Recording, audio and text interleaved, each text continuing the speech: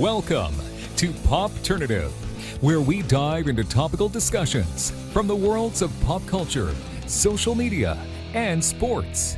Here is your host, Peter Remoliotis, aka PD Beats. Hello and welcome to the Popternative podcast. This is the podcast where we have digital discussions in the worlds of social media, pop culture, and sports. As always, I'm your host, Peter Remoliotis, but on Twitter you may know me as PD Beats. My guest this evening is an actor. You may have seen him on shows such as Degrassi, The Next Generation, Orphan Black, and recently season 3 of the hit Netflix show Narcos. We're with Ray Ablack. Ray, welcome to Popternative, man. Yeah, thanks. Thanks for having me, man. No problem. So right off the bat, season 3 of Narcos on Netflix, you're in it. That's like, we talked about it off air a little bit. That's huge. Congratulations, man. Yeah, thank you. Like a huge honor. Never thought I'd get the chance to work on a show of that caliber, but So it was pretty thrilled to be. Take us through it. Like, I mean, there was an audition, but like, how did you find out about the show? What were kind of the steps that you had to take to kind of get on the show? I mean, it's a pretty significant role for a lot of people that haven't seen it. Yeah. Okay, there's a lot there. I knew about Narcos obviously before even auditioning for it, because like at that time Netflix really only had a few like original content on their platform, like Orange is the New Black, House of Cards, obviously, and like you know, so maybe a couple of stand-up specials. They really didn't have all that much content. So Narcos was like up there with, and it was competing in terms of like its quality and the caliber of production with like HBO shows and stuff. So everybody I feel like was interested in like seeing seeing Narcos and House of Cards and other shows like that on Netflix. And then getting to audition for it, like I guess as an actor, I receive auditions and like emails. Hey, tomorrow you have an audition. Okay, here's the sides. You read them and you go in and you try it. So I got the audition for Narcos, and I thought to myself, there's no chance I'm gonna book this. Like they could have any number of amazing actors in Hollywood or even Colombian actors. So why would they go with me?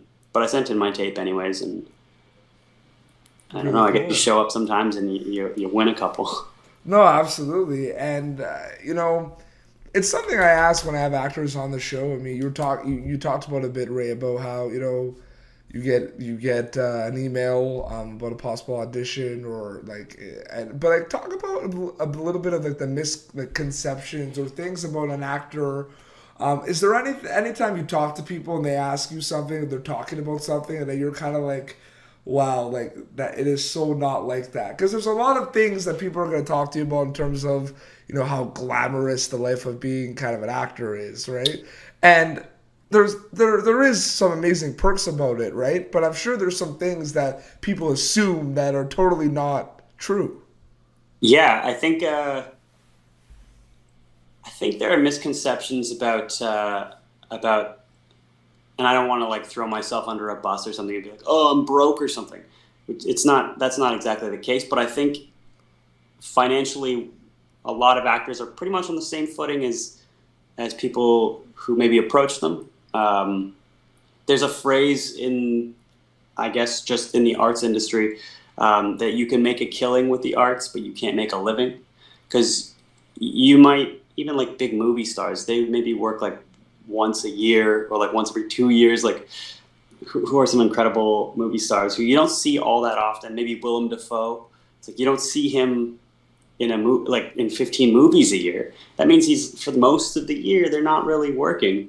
They're just kind of honing their craft or like living their life and trying to experience some things that they can maybe include in their work as you get older and stronger as an actor and as a man and stuff. But I think people have this idea that all actors are like rolling in money and like, oh yeah, there's the problem. I don't know if that's a way that we should be treating anyone, particularly not anyone in the arts. I don't think that what we do saves lives or anything like that. I think you see it a lot in the sports industry as well, where a lot of people think that like the sports broadcasters are like making a lot of money, and it's yeah, you talk to a lot of them and they're like, no. Like, Oh, I'm sure that, and at the same time, I'm sure they are making money, and it's not like actors are not. It's just, I don't well, know. no, I'm not saying they're not making money. It's just the amount that people think it is might not be nearly as close to what it actually is. Right, right. And you get that a lot. But the thing is, the entertainment world, the sports world, Ray, everyone wants to go in it because everyone thinks, it's glamorous, it's cool, there's all these perks. It's all like, it's almost like a pinball machine, right? It has all Yeah, I'm these, not like, sure that those people, I feel like those people maybe get to a point if they enter the industries. I think they maybe get to a point, but they can't get over a certain hump. Because if you're going in it for that reason, I don't know if you're really working on your craft or your art or your. oh, no, absolutely. I mean, people do it because, I truly think that passion is a big driver of all this, right? So, Yeah. you go into these things because you're passionate about it. And, like I said, a lot of us do these podcasts or a lot of us do, these web shows or things on the side that they're not necessarily going to make a lot of money in, but you do because you love it and because you do think it's going to be it's a foot in the right direction.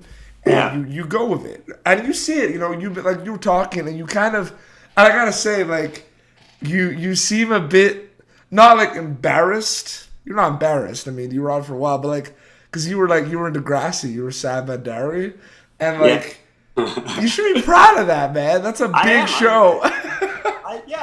Listen, I used to watch Degrassi before I got on the show. There was a while where I don't know how, but somehow my family had like a satellite, or we were able to access someone's satellite, and so I used to watch Degrassi off of I think illegal satellite. I don't know. On Teen Nick, it was so it was an American channel, and I used to just binge watch Degrassi when my parents would go out. So yeah, I was a huge fan of that show. Sad but Dairy, man. You're a legend, man. You were one of the only like I said, I watched a lot more Degrassi than I think I should, but you were in you were that musician. Your character had a lot of crazy storylines. I mean, the storylines of Degrassi are insane. I'm pretty sure. I'm sure even apparently the new episodes are touching on some really current topical discussions and things going around and issues, right? I mean, it must have been cool to be part of a show like that kind of tackled every day and didn't even they struggled, I think, to miss things. They were always kind of current, they were always topical. There was always something, whether it was with your character or the one that played your sister of Allie. There was even one of my favorite episodes was one where she was a gambler, where she was counting cards. Those type, everything was thrown in there. Yeah, everything is I think it's because it comes from a really organic, it's created in a really organic way. Linda Schuyler, who's the creator of the show, she used to be a high school teacher, right? Yeah. I think a high school teacher, and then she created this show. She casts age appropriate, other shows. I don't want to name names of shows, but we can both think of plenty of shows where there's 35-year-olds playing, high school age, which doesn't make any sense. Tons of them. Right. And so I think every fiber of that show is very organic, and it was made by people that want to tell stories for and about youth. The writers take stories right out of newspapers and then just mold them to characters, you know what I mean? So, it has an authenticity that no other shows have. And I think that obviously comes through and people viewers, audiences can identify with it. And even with the flaws, you hire some 35-year-old hunky actor to play a teenager. Yeah, they're gonna be hot for sure. But you get someone who's 17 with pimples still. Yeah, they're not gonna be as hot. But that's sort of part of the appeal, right? Yeah, and they definitely touch on that. And I mean, let's ask a question. I think what were your favorite moments? I mentioned the 3 shows in the beginning in the introduction. I mentioned Degrassi, Orphan Black, and Narcos. I mean, take us through kind of the coolest moment in terms of shooting it or being a part of those 3 shows. Start in chronological order. Do Huh. Your favorite in Degrassi, your favorite in Orphan Black, and then your favorite in Narcos. Yeah. That's real hard to do. I was on Degrassi for like 6 years, I think, and or five, and that was a long time. Okay. Are you a musician, by the way? I mean, I went to a choir school. Okay. I can play the guitar a bit, you know. I played on the show, and I did learn largely how to play guitar from the show, and then tinkering around on my own. I had a band at one point, but Oh wow. that was all just fun. Yeah. I think the best takeaway from Degrassi was the fact that I made lifelong friends on that show in real life. So the guy that plays my best friend on the show, Dalmar Abuzaid, played Danny on the show, Liberty's brother.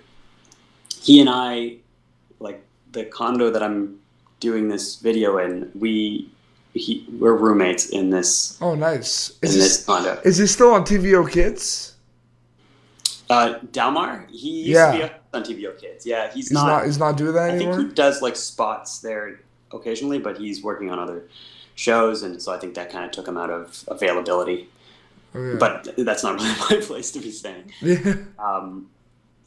But I walked away with lifelong friends from Degrassi, and I guess, you know, I think a pretty solid beginning to what I hope will be a strong acting career. From Degrassi, Orphan Black was fun to, I think, learn how to be a man by watching an incredible woman in Tatiana Maslany. So good. She's incredible. I want to learn more about what she does to be as strong an actor as she is. It's only a matter of time where she's gonna land that I'm sure she's talking now for like a lot of more, like I think she had. I saw she was in because she's in Orphan Black, but she was casted in a movie like a U.S. movie recently. I don't know. Anyway, she's gonna like break through and be a huge star in the U.S. as well. She's sort of like a double entendre. That's maybe not the right word, but like as an actor, and I need to explain that. I don't feel like she needs to get some kind of role that's going to launch her into, you know, the echelons. Like, I think whatever role she takes, she's so strong of an actor that she, like that whole project, she lifts projects into echelon, into those premium, like caliber. You know what I mean? There's just some actors or just some people in, I guess, any field that are that strong at it.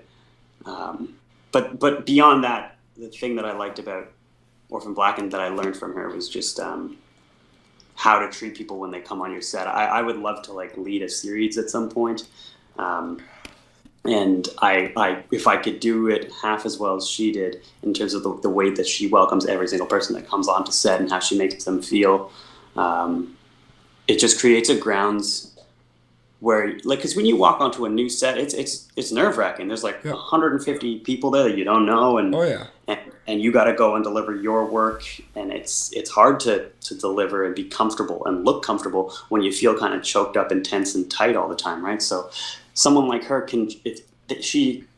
don't know, it's like she's like a witch or something. She can just like settle your nerves with just a glance or a couple of words, and then you're able to do your performance. I would like to steal that quality from her. So that's what I think I loved from Orphan Black and from Narcos.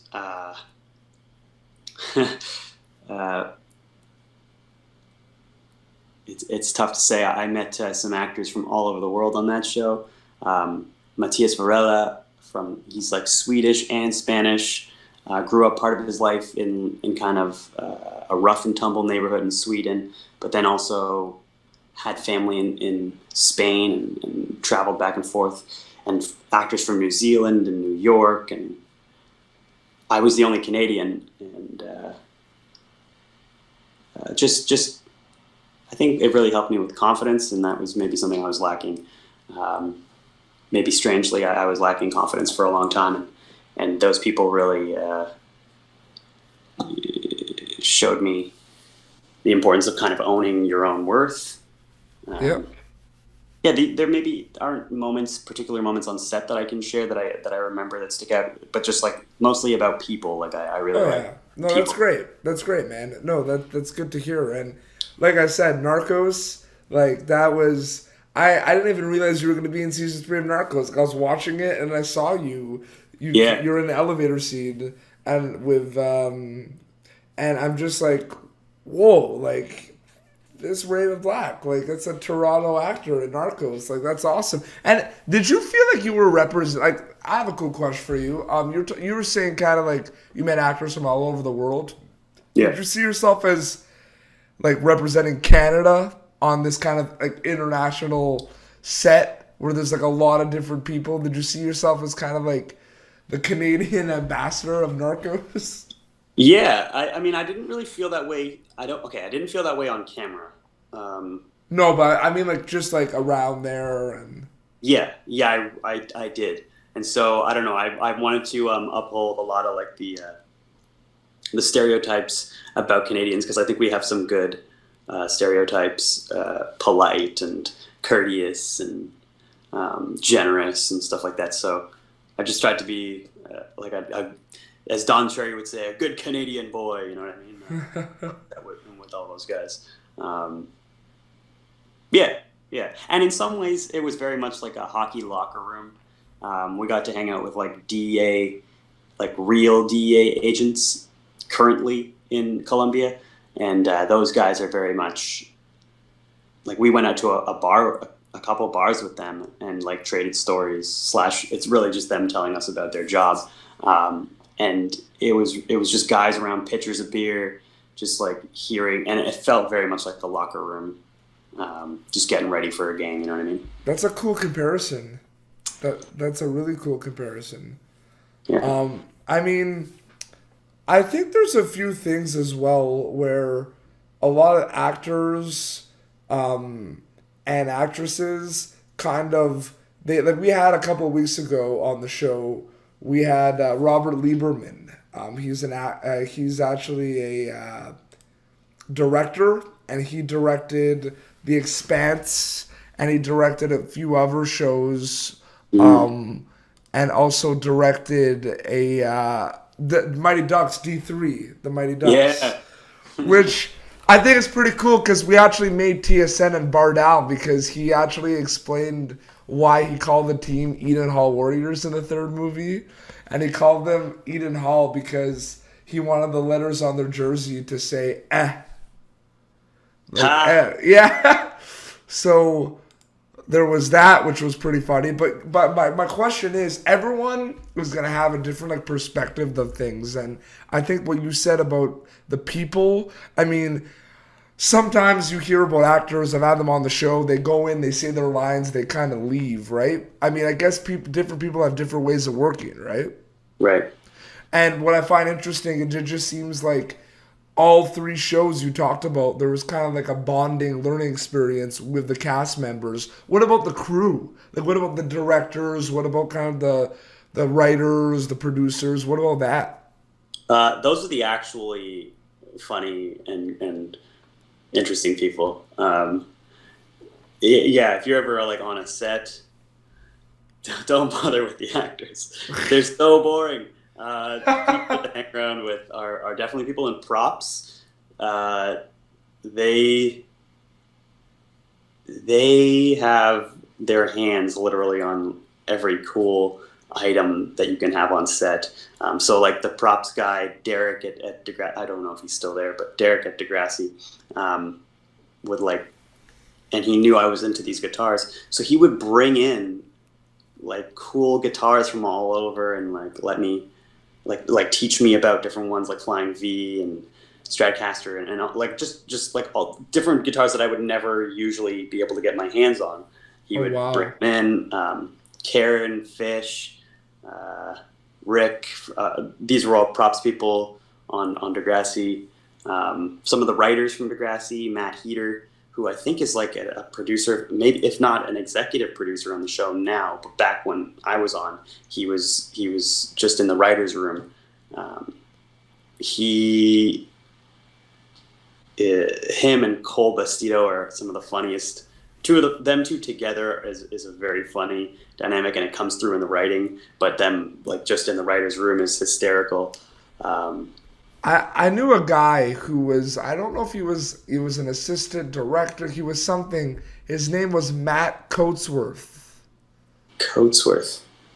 I don't know. He was always on set.